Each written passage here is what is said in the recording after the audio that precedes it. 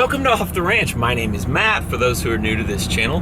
For those who aren't, you may remember that I broke my flatbed trailer the other day. I was towing a Bobcat. It probably already had a weak spot and it just broke the frame right in half. And so I was like, I need to fix it. I just haven't had time to fix it. And it's always sweltering hot and I don't have like a place I can pull it in at the shop because my shop is full of stuff. So I was like, I need to get up there super early in the morning and fix it before it's like boiling. So it's early in the morning right now. The sun just came up. It's nice and cool outside.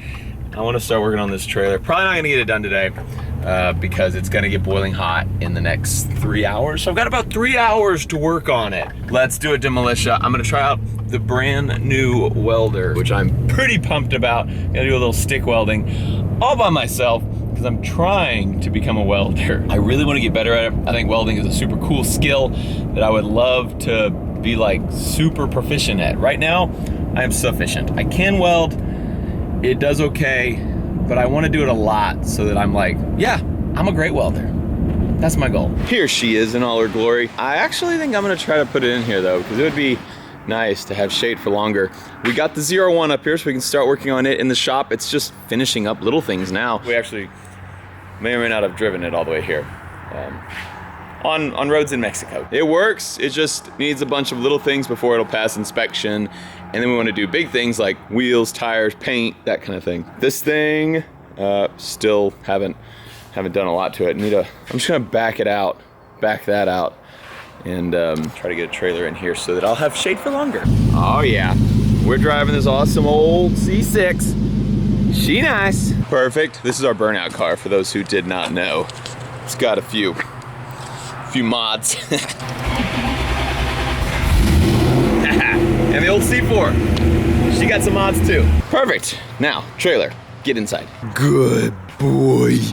Good boy. Okay, so the crack is right here. You can kind of see it, but you really can't appreciate it until you look at it from the other side. You can see it right there, all the way through. So that crack is complete through that whole C channel, and that channel is the only piece of frame that extends to the back of the trailer. So that side of the trailer is only held on by this diamond plate sheet metal right there.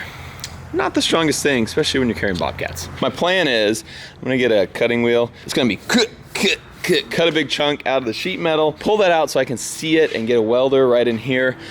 And then, I don't think I'm gonna take this fender off. I think I'm just gonna try to weld here, weld it on the top, the inside, and the bottom, and then I'm gonna put a big plate on it. So let's start cutting. Wait, first, I forgot to show you guys all the new updates to the shop. So I was trying to figure out how I was gonna get tools here for not crazy amount of money, because I have all the tools at my house that we've been using to work on cars for years, and I've got quite a collection, but I still want those tools at my house for like when I need to do projects at my house. When Mary and I want to work on something, we don't want to come up to the shop. So I was like needing to buy a whole nother set of tools.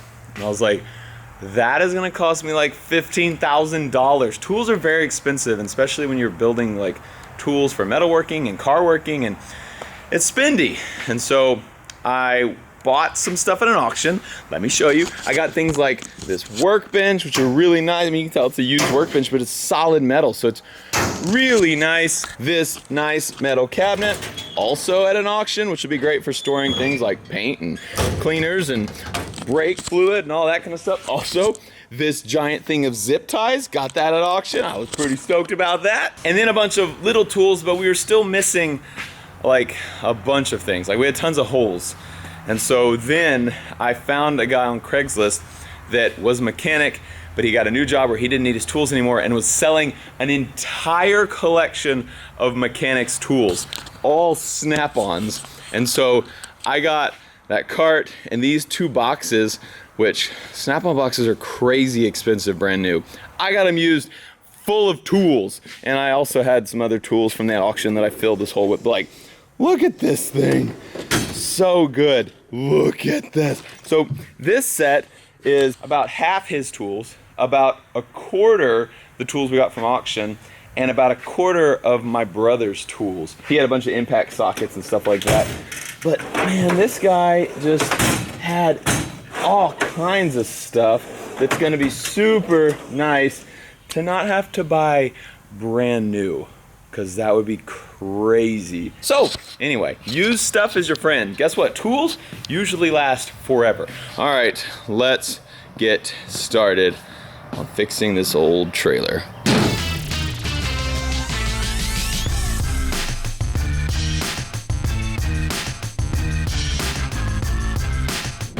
Okay, here's where we're at. I decided to cut on these beams so that when I set it back down to weld it, it'll have a nice support. So I cut right in the middle of that beam on the top side. Cut this line all the way through. That's easy. Cutting on top of the beam's hard. Plus there's welds on these beams. So I tried to cut all the beams out. The other problem, sorry you guys are like flipping around upside down. I can't get in these corners and there's welds in both those corners. My thing does not fit up there. So I cut the corners across there. Cut that weld. Now it's still seeming very stuck. So I'm gonna go grab a hammer and see, and maybe some pry bars and see if I can get this thing up. Check it out. All new used hammers, but I got them all super cheap. I don't even know what this one's used for. Is that like for bending sheet metal? These might work. And check out all these things. These are like things that I would not probably go out and purchase because I don't even know how to use them properly. But they'll help me right now. Oh, that's a sweet little pry bar. Yeah. So we're still hooked here a little bit, maybe there a little bit, and then somewhere right in here it's still hooked as well. This whole side is free. I'm getting there.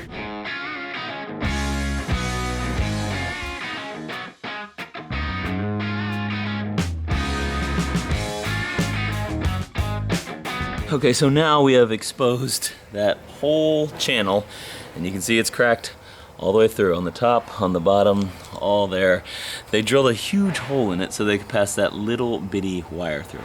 I'm also going to chop that wire and just probably run it around and then put a plate over that. Yeah, I mean, like, they could have just gone whoop right there. It would have been fine. It would have worked, and it probably would have prevented this thing from cracking, because you'll notice it cracked right on that. So I also want to figure out how to get this lined up. I've got some jacks here. I'm gonna try to jack it and get it totally lined up. I'm gonna get a grinder and clean up all these edges just with a grinding wheel. Clean them all up and dig them out kind of deep at an angle this way, because I'm only gonna be able to fill weld this way. I'm not gonna be able to get weld in from this side because it's covered by that fender. Oh, and also you'll notice, cut that thing so it would lay right on those channels that are going across there. So this one will be unsupported, but all the other three sides will be supported. I'll probably put a little plate under this. So I mean, I'm just gonna weld this all back all the way around. You're gonna be able to see that there was a repair here. And then I'll put just a plate underneath that and weld it around too, just for a little extra support. When there's a truck driving over right here, all of that won't be just on my weld. Goodbye. I forgot to bring a level. I was gonna get a level, or just something really long and straight to, shut up, to try to figure out where exactly this needs to be. I jacked it up here and I jacked it up there, trying to get it level by the eye, and it actually is pretty close. You can see that is super lined up.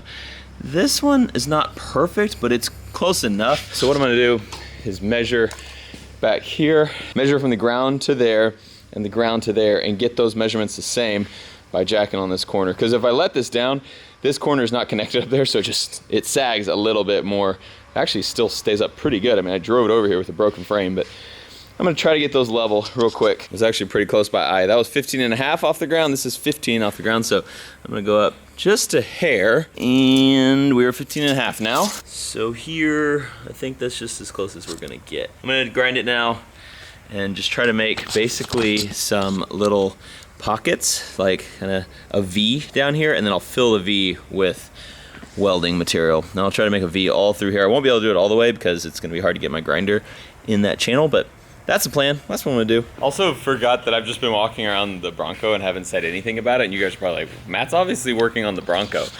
We have been. As you can see, we took the body back off because we need to do some stuff to the frame. We just put the body on it for transport. So we haven't really done anything besides planning. We're just trying to figure out kind of what the first step is to get this thing moving. So the Bronco project is about to start, but we wanted to get the shop all put together first before we, tackle that, because we didn't have all the tools. I think we have all the tools now. Also, this fridge, brand new, no big deal. We got that from Bunker 1, actually. We didn't need it anymore when we moved to Bunker 2. And also, this swamp cooler, which is super cool. So we have a fan up there and a swamp cooler over there to try to keep this place cool, but it still gets hot. I actually was planning on doing this out in the parking lot today, but luckily was able to move some cars, get it in here. So I'm gonna be in the shade, but it's still supposed to be in the 90s today. It's gonna be warm.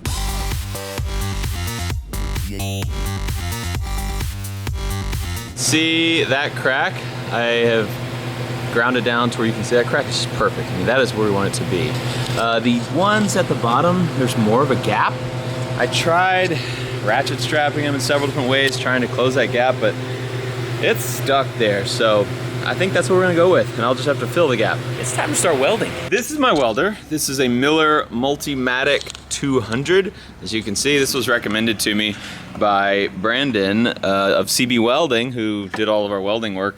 I asked him, I was like, man, I wanna buy a good welder that'll do all the stuff I do, like basic stuff. Like, I'm not a machinist, you know, I don't need to do like crazy stuff. I'm not doing pipeline all the time. I just need something that when projects come up, I can use. And he was like, this is the one. He told me a couple of them, and I decided on this one. I picked this one. It does Mig Welding, so you can put your spool of wire in there.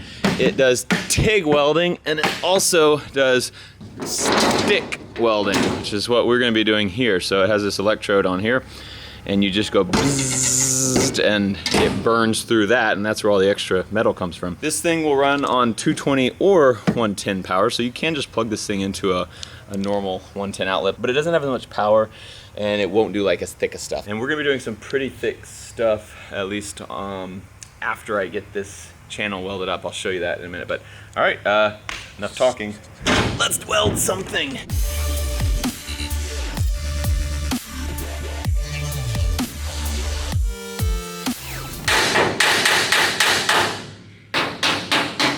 Okay, it's looking pretty good, I think. So you can't really tell. It's all covered with all the extra stuff, the dirt and everything. Soot, I don't know what you call that stuff. You can't see the crack anymore. I mean, it's gone. I totally filled it. It ain't pretty, but I think it'll work. And then I like went over it again to like make sure like it was like really covered. I'm happy. I went over this side, underside, all the way down, right there, underside there too. The only part I can't get to is here. So it's pretty strong. I actually let out that jack and the thing did not sit at all. So it was perfect. Let's see what it does when I let off this jack. So that seems pretty sturdy. Oh yeah, it's so much better. So earlier when I got back here, it would just bounce like crazy. Now it's all rigid. The whole trailer is rigid. I know you can't tell what I'm doing here, but yeah, back here, when you'd stand on that corner before, it was just like whoosh, like it would sag so much because that corner is supported by that corner and this corner, but it was broken. So only that corner was holding up this corner, and it was just whoosh, whoosh. So we are solid, but we also don't have a Bobcat on the trailer, or a car on the trailer, or a Bronco on the trailer. So I want to make sure it's more than solid when it's loaded as well. So check out what I got. Look at this big old plate of steel here. So my plan is to cut this thing so that it fits in here. I'm gonna weld it inside so that I can weld it all around that crack. So I need to cut this thing down a little bit, and I'm gonna kind of cut it like a diamond at the end. I think they call it fish plating. I'm gonna fish plate this thing, stick that fish plate right in there, so it'll have a plate in here, and then weld all the way around that plate to super secure it onto there. And that should be solid, and then I will weld our sheet metal back on here.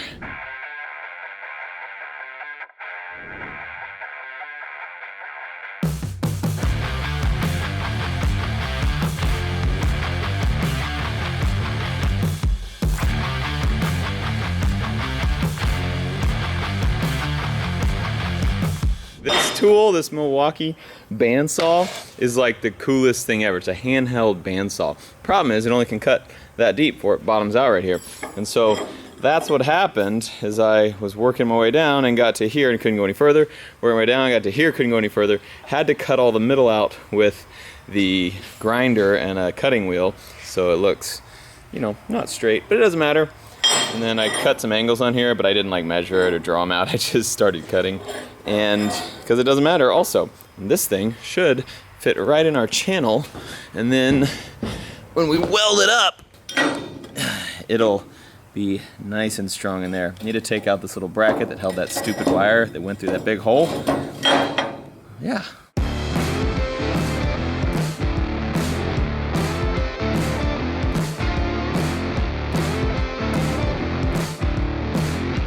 Ladies and gentlemen, this is your captain speaking. I just came on to tell you that you did a fine job welding that. No need to zoom in closely.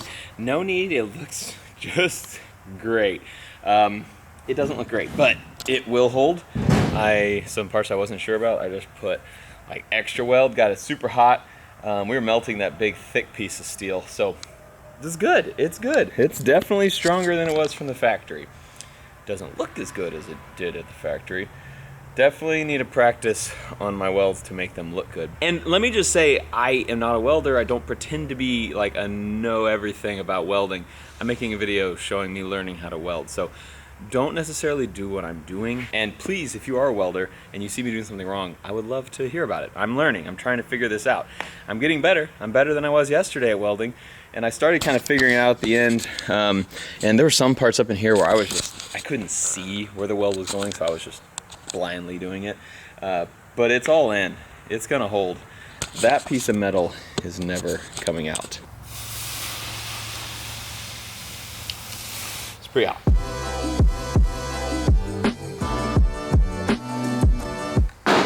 Perfect. Now I need to put that diamond plate back on there, but I think the stick welding will burn right through it and just melt it. So I'm gonna try a little MIG welding. I found some wire. I think it's flux core. 99% sure it's flux core. Hoping it comes out of this thing in a minute. So I don't have any gas, so I have to use flux core wire, which won't be as pretty, but should work.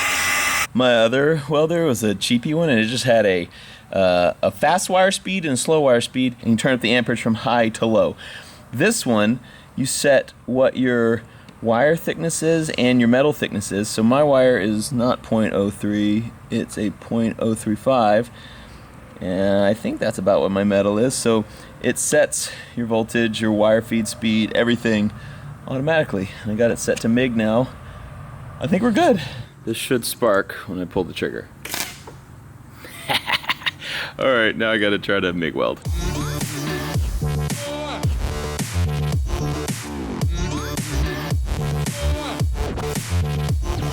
Done. I ran out of MIG wire, so I'm not really done, but I can't do any more right now.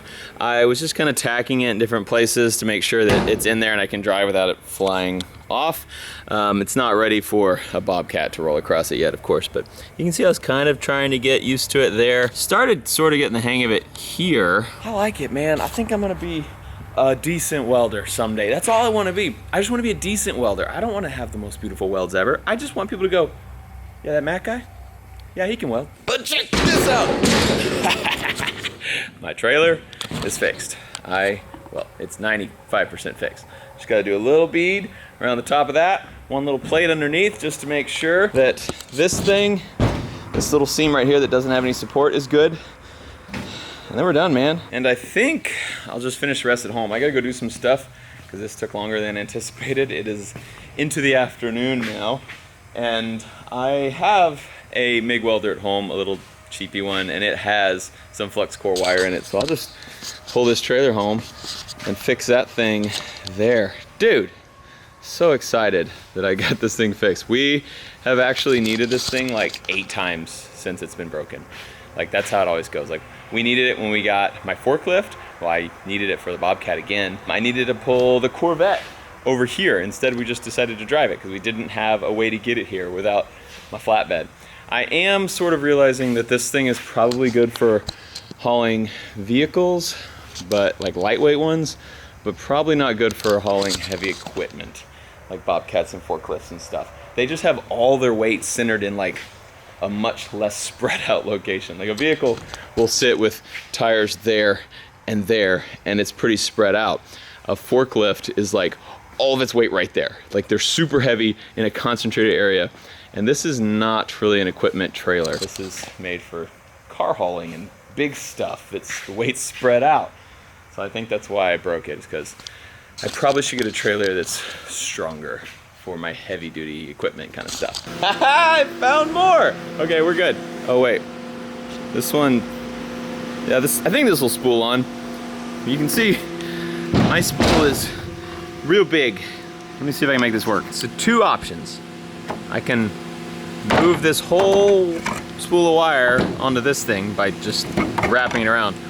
Or I can go try to fire up my brother's welder, which is a Mig welder, and should work. I just had to use this one for the stick welding, but that one will work fine for this top thing, I think. I was just moving this table. I moved my trailer and I was moving this table so that I could get the table around there, because the welder is hooked in here and I could unscrew it and get it out, but I was like, I'll just roll this table over there. And then I saw this chop saw and I was like, oh, that would have been way easier to chop that huge plate than with the angle grinder. I'm becoming a better machinist. Remember what tools you have sitting in front. This was probably in the shot as I was sitting there with that angle grinder. Like, it was right here. I'm smart.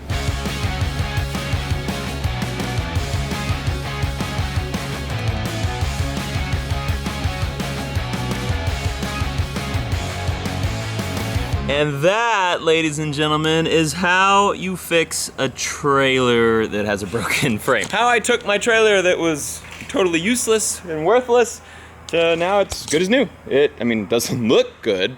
It's still an old beat up trailer, but it'll work just like it did when it was brand new.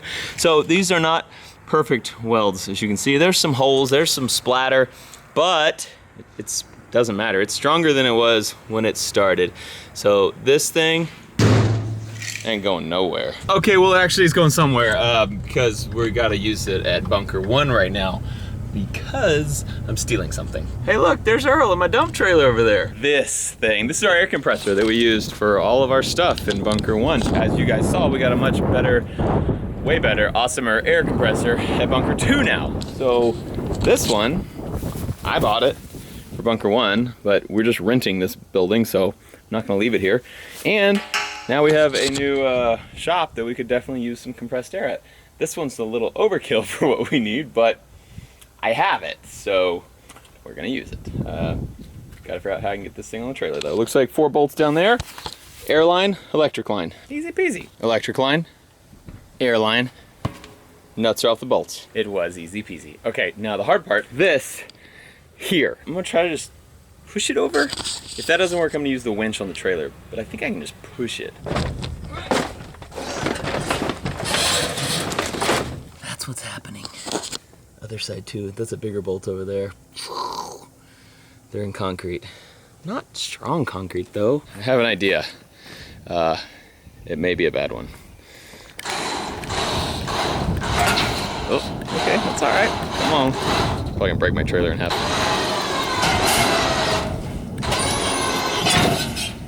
Heck yeah, man. We got it. It's really scratched up probably, but I kind of bent the cage on it. This, my friends, not how you're supposed to carry an air compressor. But here we are. Modern problems call for modern solutions. That ain't going nowhere. You guys want to see inside the bunker? It's kind of sad. It's actually really sad. Let's go take one last look at bunker 1.0.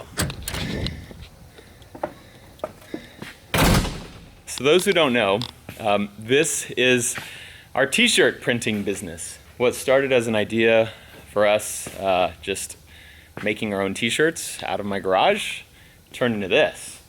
And we were really proud of this place. We still are really proud of this place. And we started in my garage with me and my buddy Jake and our wives. And we were like just gonna print some like shell t-shirts, custom shell t-shirts. That's all we were gonna do. And then we started doing it and it was working really well and people wanted the shirts. And so I was like, man, we gotta hire more people to help us. But I was like, but I don't want 5 people showing up to our house every day to work. Like, I want it to be our house, our home. And so we were like, let's rent a place. And so we started looking for warehouses, and this one was owned by someone we knew and they were looking to rent it out. It was a brand new warehouse and we were just gonna rent half of it. And we thought that even that half is too big for us because We were operating out of one bay of my garage. And then we were like, I was like, I want to rent the whole thing. I want the whole place to ourselves. We'll have lots of more room for activities. I thought it was just for like video content, like, well, we'll do something with this other half, like just fun stuff. And that's what we started to do. We rented the whole thing. We started doing fun stuff over here. And then we were like, hey, we should start printing our shirts, not paying someone else to print them and us just distributing them. So we bought one screen printing press, built this darkroom. We made this whole thing. That's why it looks like it does. All of that, me and my dad and Steven and Jake, Meredith, we all built that. That was our darkroom for making the screens. We started printing shirts and it was awesome. It worked really well. And then we're like, well, let's embroider hats. And so we bought an embroidery machine. Let's buy a folding machine. Let's buy another folding machine. Let's buy another screen printing machine. Let's buy a sticker machine. Our offices filled up with people. Our warehouse filled up with people, with shelves, with stuff. And we outgrew it. That's not a bad problem to have. Not at all. Just sad, man. It's just weird. And I'm excited about our new building. I'm overjoyed. Like, it's going to be so great. But like, this is where it all started. And this building's not gonna be ours anymore. That mural, which actually was painted by Jake's brother, is not gonna be ours anymore. This guy, he's gonna be someone else's. There's some awesome dude riding a shark. Pew pew. Not gonna be ours anymore. This place is gonna be home to something else, some other business. Definitely not as cool as bunker branding. If you go back a couple of years ago, 3 years ago, when we opened this place up, it was a big empty warehouse then. And it looked a lot like this, just less trashed. And that thing wasn't there. And it just looked huge to us.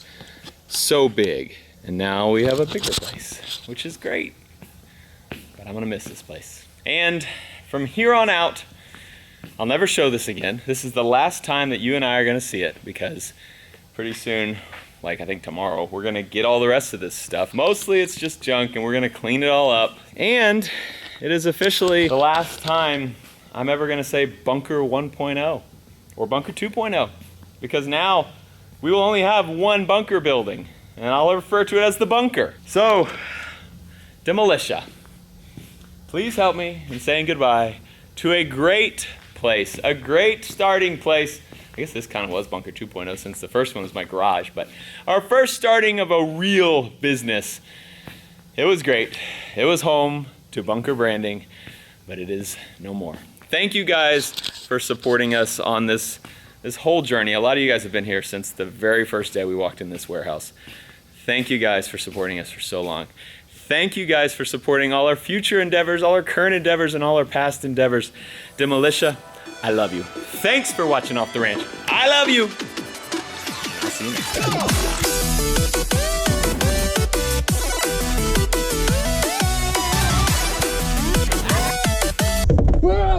Oh. Hey, what camera is that? Number... Shut up! Don't tell Mayor.